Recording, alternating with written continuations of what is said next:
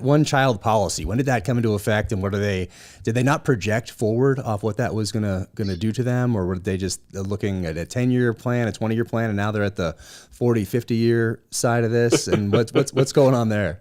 So the one-child policy was adopted about 40 years ago, and Mao was concerned that this up-and-coming post-Korea, post-Japan occupation generation was going to expand so quickly that it was going to literally eat the country alive. And it has contributed now to the terminal demographic decline that China is in.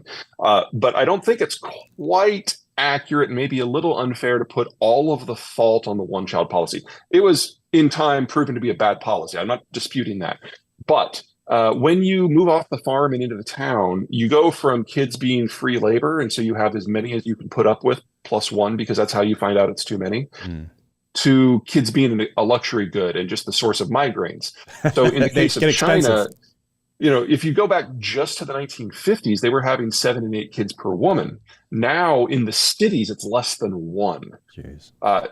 And obviously the one-child policy played a role in that, but just the urbanization process overall greatly depresses birth rates. And now we've got China, which is the fastest urbanizing country in history, did it in 40 years.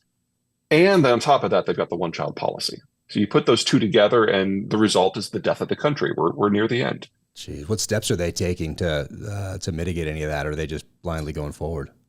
No, they're not being blind about it. This is one of the last things that was decided before Xi ushered the last competent people out of the room.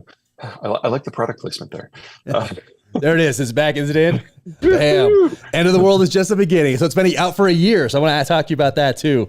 The changes that have happened over the last, I think you see that. There it is. Look at that. Everybody should read this book for sure. So the Chinese went to a 2-China policy and then a 3-child policy. And then they did away with it all, and there's now no restrictions. And in fact, the Population Management Bureau, I can't remember the name of it, that's responsible for enforcing population controls, is now basically a neonatalist arm of the government who helps people have kids and helps them to try to find childcare and things like that. So, from a policy point of view, they've done more or less what they can without a complete upheaval, but it's too late. Too many people are living in condos, and so their birth rate is going down, down, down, down, down. And then we had 3 years of COVID. And one of the many, many, many outcomes of COVID is when you're not sure of your economic future, you're less willing to have a kid.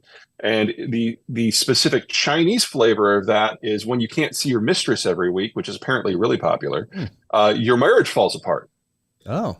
So we've had this marital advice. I wasn't expecting that. Yeah. So some yeah, I know. So apparently we've had this collapse in marriage rates in China during COVID. And then, of course, 3 years of lower birth rates. So from 2018 until the last data we have in 2021, the birth rate dropped by like 40%. Even though they were liberalizing the laws on having kids at the same time. So it's just, we're so far past the point of no return now. Jeez.